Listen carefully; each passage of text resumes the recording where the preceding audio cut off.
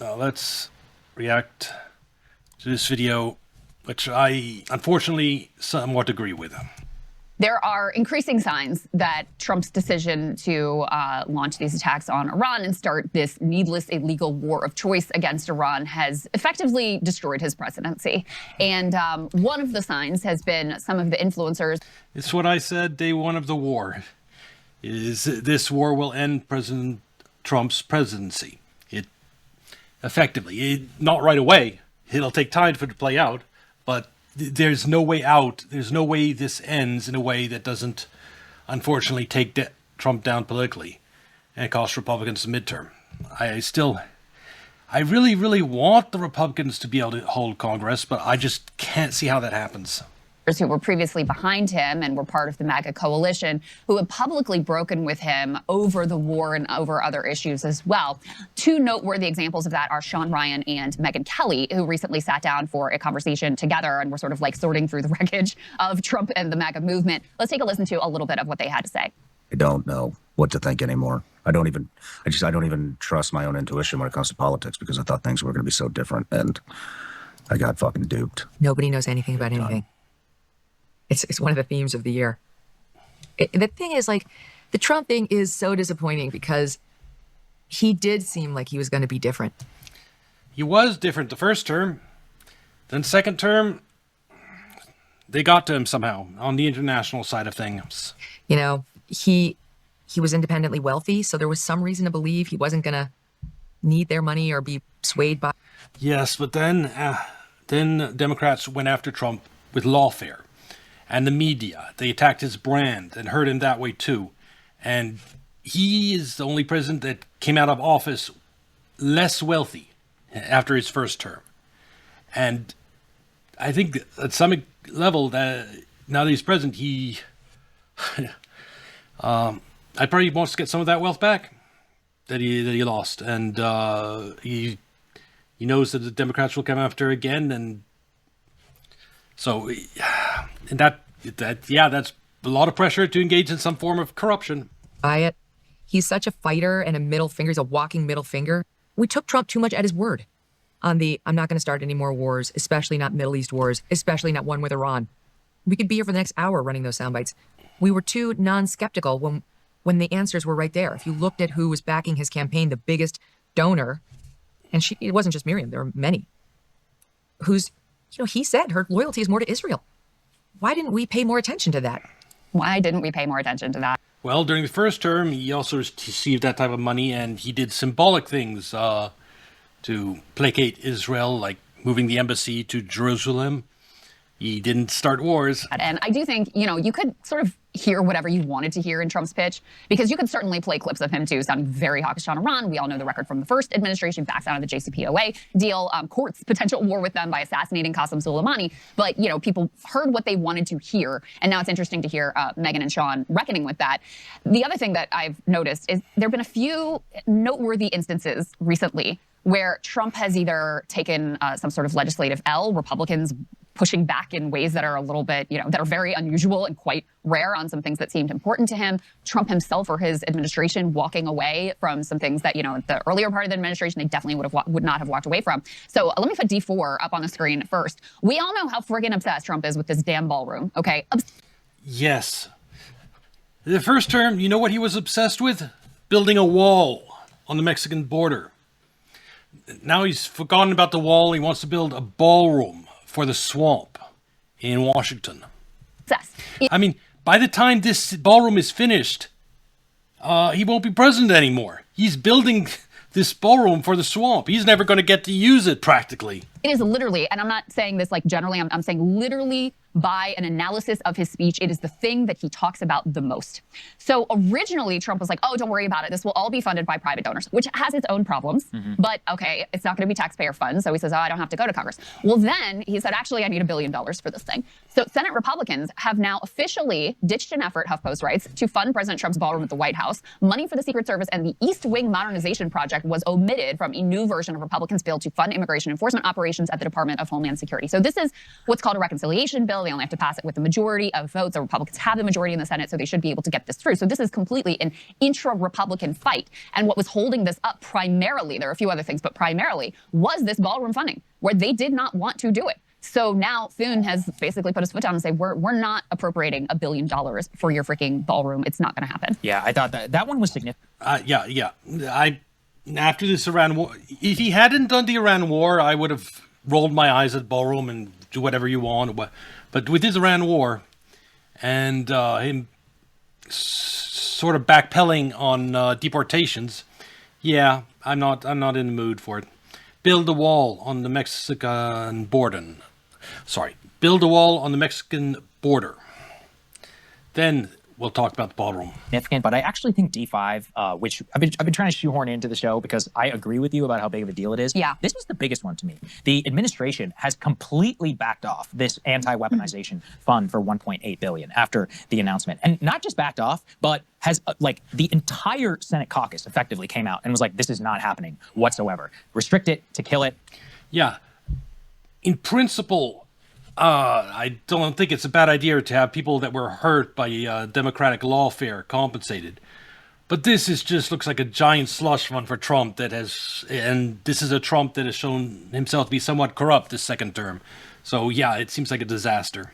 They even are going to codify it in legislation, saying that not only if they keep it off, that they're going to make it so that they can't create one in the future. Well, Democrats that are pushing that part, because they've got, so reportedly Ted Cruz went on his podcast and was like, oh, I totally support this weaponization fund, sir. But there are a lot of Republicans, and he says about half the caucus that would vote against it. And so Democrats, sensing a divide and a weakness here, are wanting to push for, okay, let's codify it. Like, don't just pull this, don't just say, okay, we're not going to do it, we're not going to authorize it. Actually, right now it's being blocked by a court, by the way. We're going to codify that no president, not Trump, not anybody else, can do this to make it uncomfortable for Republicans and force them to have to go on the record. But when's the last time you saw the administration take a lower court ruling and just say, yep, that's just going to be literally the way it is? Never. Right. Never. Yeah. That's why, they were looking for an out because they saw that this was huge backlash, politically unpopular, blah, blah, blah. Apparently Johnson and Thune both went to the White House and were like, this is not happening, period. They're like, if this goes before Congress, it's going to get voted down. Well, so they had it out with the judge. These guys were in Congress on January 6th.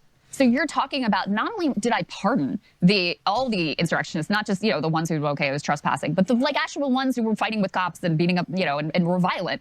And so not only are you going to pardon them, now they can receive millions of dollars in compensation. Like, I guess even some of them were kept in jail for years without trial, and it was insane.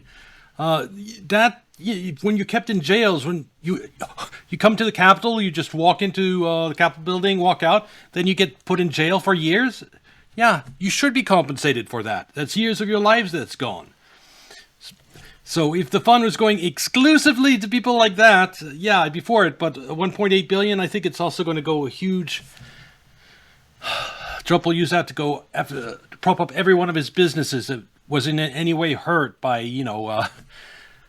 mainstream media tarnishing Trump brand or lawfare or everything else the Democrats have done. And lion's share of that, to 1.8 billion, I think would go to people directly associated with Trump. And that does not look good.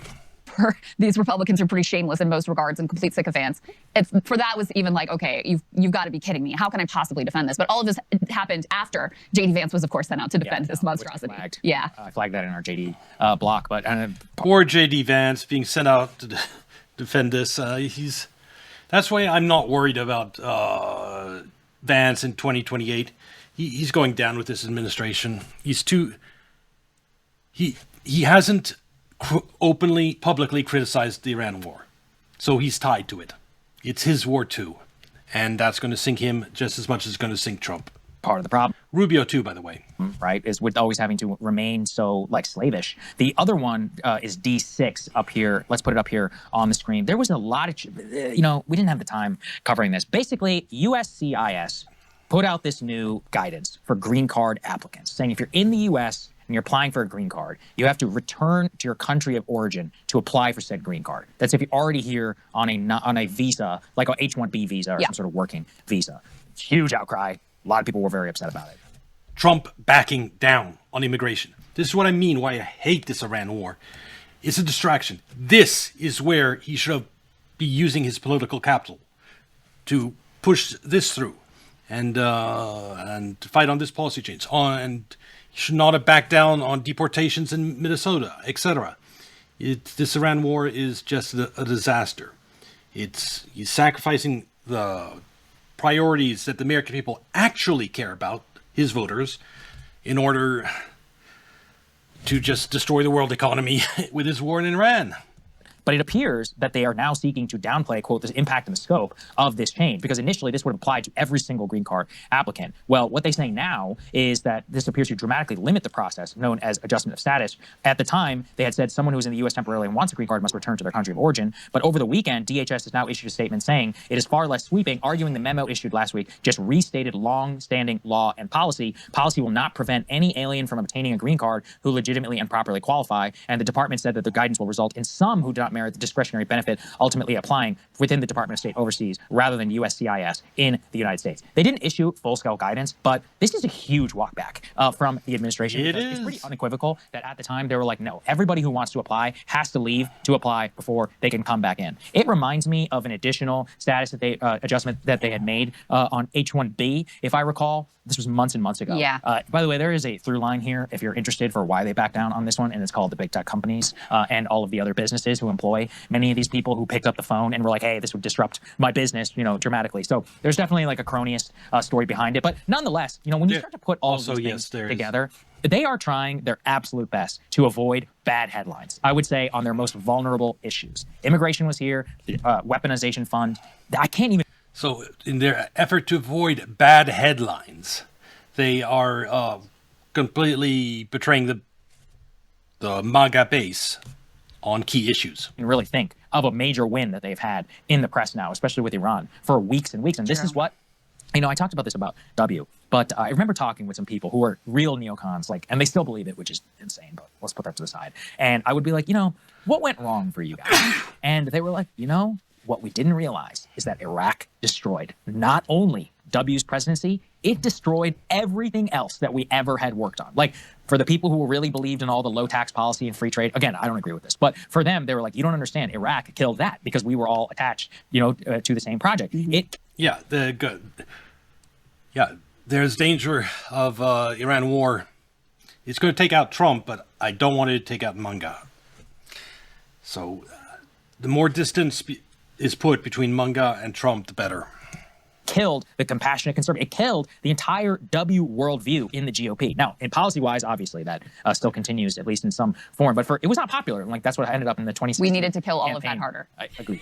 But I'm more just saying, for the people who believed in it, they still blame. And many of them are bitter about how Iraq destroyed a lot of their project. Again, I'm glad it did. But I think Iran is going to go down in the same way. I really do, because this is an example of how, you cared about immigration? Yeah, sorry. They're can't be taking any more hits. Yeah. They care about the immigration. Well, the Iran war fucks that over. Whenever it comes to that. You cared about. 100% sure that we would have had much more progress on immigration if this Iran war hadn't happened. It's going to hurt Trump so badly politically. He won't, like you said, he's already sensitive to bad headlines. Why is he sensitive? This Iran war is a big part. If he was high in the polling with a high approval rating, he wouldn't be sensitive to bad headlines in the same way. What was it? If you're a January 6th guy and you're like, this is my number one priority. Well, nope, you just backed down on that one, didn't you? Same with the ballroom. Being a January 6th guy with us. I know some, actually. I'm serious. I actually know. I know a few who are like, the pardons and all that didn't go far enough. And this is the only, this is the one thing that they care about. Well, some people were put in jail that committed no crime for years. They do deserve some type of compensation. If Trump had done a fund exclusively for January 6ers, there'd be much less pushback. He just tried to make it against everyone hurt by democratic lawfare, including himself. And that's a terrible look. But, if you're one of those people, and again, I know some, for them, they're furious about this. And I think you are going to see this now for the rest of his presidency. Any major project where he once might have been able to, put some political capital behind, actually fight behind, Iran has just sucked the air out of all of that. And inflation now will persist. That's what I meant at the beginning of this war, that I said this would end Trump presidency, is all of his political capital will be gone. He won't be able to do anything in terms of the priorities, that the reasons he was elected for, like immigration and all the others that he's mentioned here. And that's fuck Trump for this Iran war. As we just said, for years to come. Yeah. And look, at the same point, I don't want to overstate it. His people that he backed in primaries mostly won, although he did also take a loss in Iowa with his Senate candidate that he got behind, or was it the governor candidate? Yeah. The Fox News now has a poll out that have Democrats winning both the governor and the Senate in Iowa. Same thing. Oh, sorry, that was Ohio. Iowa, there's also separate polling. It's not Fox News that has Democrats leading for the governor's race. And how much damage is this going to do to the country? Like all these gubernatorial races and Senate races in all these states that are going to be flipped Democrat. How much damage are they going to do? How much DI nonsense are they going to force through into the United States because of Trump's idiotic decision to wage war with Iran? I mean, these are states that have been like sort of written off for years. And this shows you how weak Trump is politically. And that's part of what is fueling. That's a preview. I'm going to get increasingly mad about this as we get nearer to the midterms and all my predictions come true. And it really does cost the Republicans everything everywhere. And it's all Trump's fault. I'm just, oh my God, I'm probably going to be so angry with Trump at that point. Some of these retreats that they're having to make, that again, think of in the era when they were rampaging in LA and then in Minneapolis and whatever. Can you imagine them making a major immigration change? And make no mistake about it, forcing all green card applicants to leave the country is a monumental change in immigration policy, but they've made other monumental changes that they have stuck to. Because you're talking about people who are like married to a U.S. citizen, and then you're forcing them to go and then they lose their job, and then are you even going to let them back in when they, you know, if they get their green card, whatever. But in any case, almost instantly, oh, no, we didn't mean that. Well, the language literally said, in all but extraordinary circumstances, you're going to have to leave the country. The warning signs were there when Trump backed down with regard to ICE in Minnesota last year. Yeah, he still do deportations, but not that hard, and not to the level his supporters wanted. And now they're pretending like they never said that. Oh, there's no change of policy. Then why'd you even put out a memo if it's just the same policy going forward? It was a retreat. And there's another significant immigration one. You know, I think we can all tell. Not that the immigration enforcement is like, you know, kind and gentle now, and that it's, you know, gone back to, you know, the sort of enforcement that I would want to see, focusing on violent criminals. But we also aren't having National Guard and massive deployments and the sort of insanity that we saw during the winter months in Minnesota. Trump caved on Minnesota. Mark Wayne Mullen in charge now. He's clearly taking a different approach. And part of that is, we put D7 up on the screen. It's another extraordinary change. All of those, not all, some of the mega warehouses that were... This is the Iran war for you. This is... Trump can't afford to have bad headlines anymore, and can't afford to deliver on the promises he made to Americans because he wasted all his political capital on Iran. Purchased for immigration mass detention, they are now looking to sell. And that is a clear indication that they are just not planning to hold in detention nearly as many immigrants as had been originally planned under Kristi Noem. And some of this there's been real local backlash. You can imagine some of these are rural communities that presumably voted for Trump, but they're small towns. They're like, we don't want our population to be massively surged, and this is going to be a huge burden on all of our infrastructure, our water treatment plants, et cetera. So there's been... That part I can understand. Even if I support ICE, having one of these mega centers right in my town, yeah, that'd be unpleasant. Local backlash. And then the other question to watch for all of this is apparently there's an inspector general that is looking into the price that was paid for these places, which appear to have been, in certain instances, vastly over market value. So there may have been some corrupt dealings here as well in terms of the purchase of these facilities. Well, I think that basically wraps up. I just think that Trump was elected making a lot of promises to his base in terms of more deportations, a wall on the Mexican border, etc. And now he has completely different priorities. He's interested in a ballroom in Washington, D.C. Instead of being a peace president, he started wars. He's like against Venezuela. Well, that was not even a war, but Iran. And it's cost him all his political capital, and he won't be able to make good on any of the promises he made during the campaign because he just can't afford any bad headlines anymore. As you get closer to the midterms and this gas prices go up to $6 a gallon, Republicans are panicking. I'm worried that there'll be a Democratic sweep everywhere because of that. And I'm going to be a lot angrier at that point, probably. Anyway, this will be on YouTube. Like and subscribe. Come watch on Kick or Twitch. And I'll see you next video. Bye.